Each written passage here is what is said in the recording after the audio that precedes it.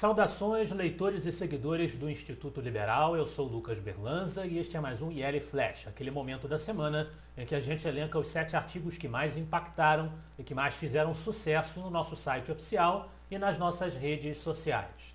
E hoje o nosso primeiro artigo do IL Flash é do nosso colunista Roberto Rachevski, sempre escrevendo conteúdo publicado no Instituto Liberal, e que ele discute uma questão bastante atual e que está na crista da onda, ainda mais num contexto em que, por conta da pandemia, muitos trabalharam remotamente, fez-se, portanto, também uma educação à distância, e aí a discussão da educação doméstica apareceu com muita força. Os liberais aproveitaram para libertar, para suscitar esse assunto que muitas vezes é obscurecido e é ignorado. É o artigo Por que defendo o homeschooling? Para o Roberto Rachevski, é inacreditável que haja quem se oponha ao homeschooling por poder haver pais que abusam dos seus filhos.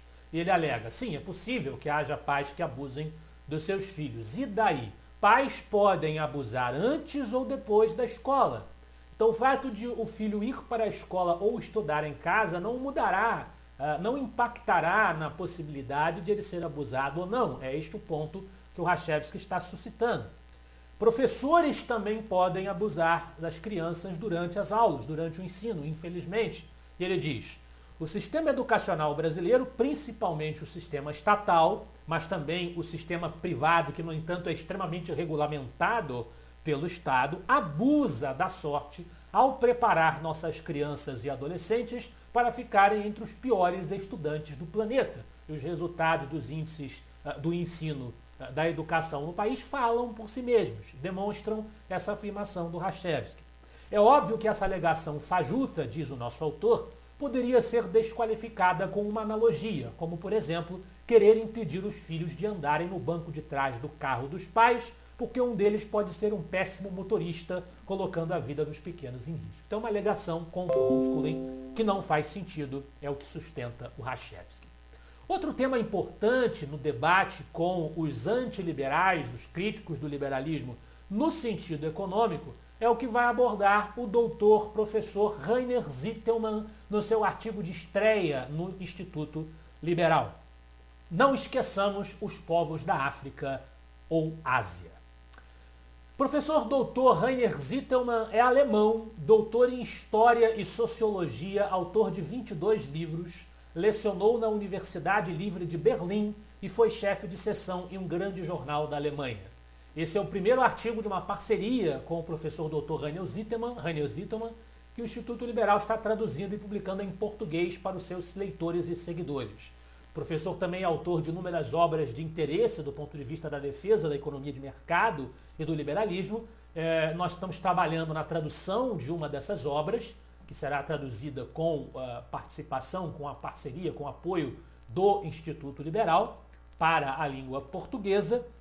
E nesse artigo em específico, esse artigo de estreia no nosso site, ele critica as considerações que são feitas com base apenas em nações desenvolvidas e demonstra que o capitalismo reduziu efetivamente a pobreza nos países mais pobres, os países da África, os países da Ásia, que ainda padeciam de maior miséria, de maior penúria. E a globalização econômica promoveu a ascensão social nesses países. Então, olhar apenas para a realidade dos países desenvolvidos para tecer críticas supostamente sólidas ao capitalismo e à economia de mercado é uma abordagem equivocada dos analistas desses países desenvolvidos que o Dr. Rainer Zitelmann está apontando no seu artigo. Por falar em Ásia, nós temos um artigo do professor Ricardo Vélez Rodrigues, figura histórica do nosso Instituto Liberal, Partido Comunista Chinês, 100 anos.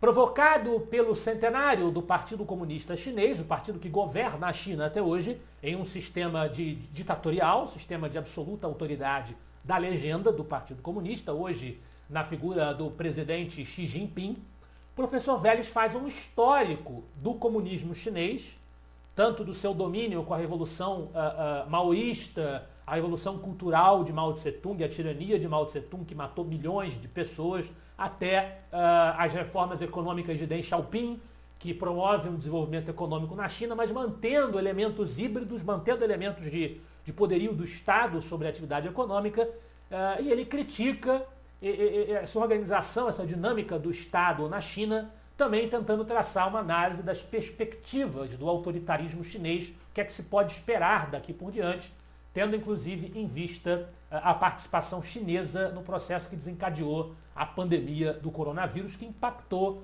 toda a geopolítica, impactou todo o planeta. Agora, interrompendo essas análises históricas e essas análises de problemas, a gente tem mais um episódio da série de citações liberais trazidas pelo nosso colunista João Luiz Mauad.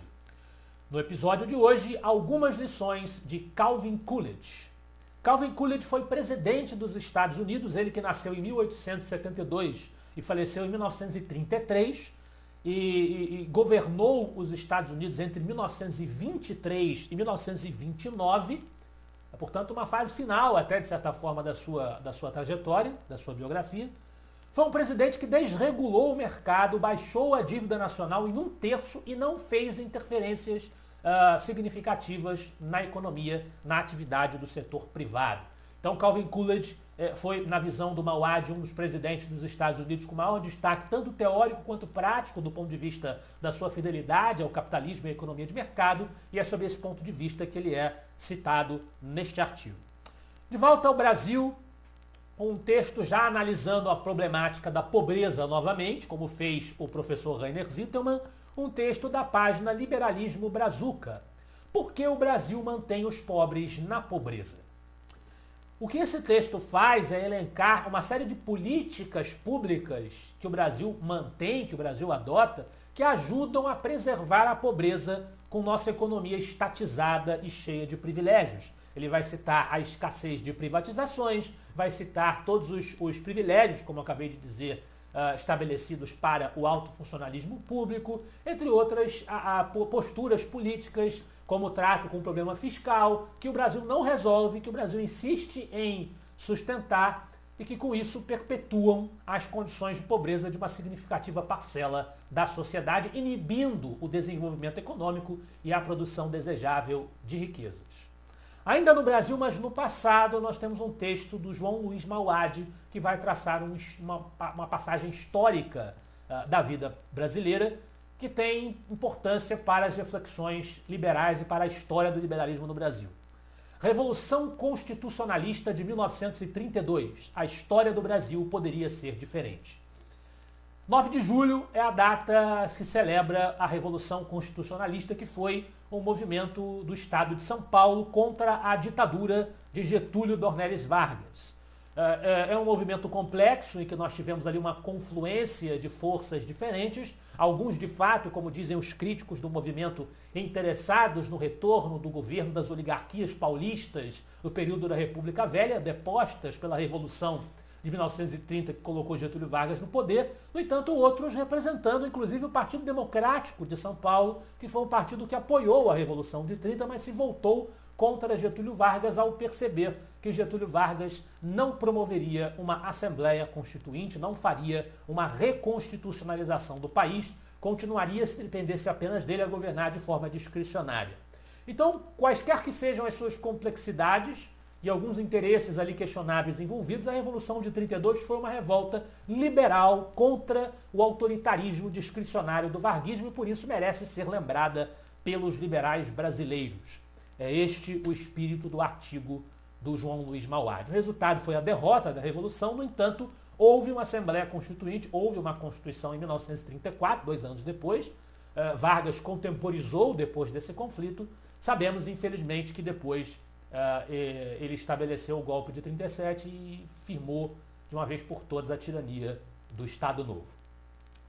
Finalmente, na liderança do nosso IL Flash de hoje, mais um artigo do Roberto Rachevski. Por falar em ditadura, nós temos lideranças do Partido dos Trabalhadores, que nos governou até poucos anos atrás, na figura inclusive do próprio ex-presidente Lula, que pretende retomar o poder em Brasília nas eleições de 2022, defendendo a ditadura cubana, a ditadura legada, infelizmente, à América Latina pela tirania de Fidel Castro. O artigo é assustador que existam vozes que ainda vejam o lulopetismo como opção. Ele aponta a cumplicidade do lulopetismo, a cumplicidade de figuras como Lula, de figuras como os próceres do PT, com a tirania bolivariana dos partidos e movimentos do Foro de São Paulo, entre eles o próprio Partido Comunista de Cuba, que governa Cuba até hoje sob um regime ditatorial, sofrendo nos últimos dias manifestações por parte dos indignados cidadãos cubanos, na verdade escravos do regime ditatorial castrista, sem deixar, inclusive, no mesmo artigo de criticar também o populismo bolsonarista, populismo do governo brasileiro, tentando traçar aí críticas a todas as opções, as opções favoritas que estão traçadas para o cenário eleitoral do ano que vem. Esse foi o nosso IL Flash de hoje. Eu espero que vocês gostem dos artigos e dos debates proporcionados pelo Instituto Liberal. Semana que vem estaremos de volta. Afinal de contas, para nós, você é a parte mais importante da sociedade.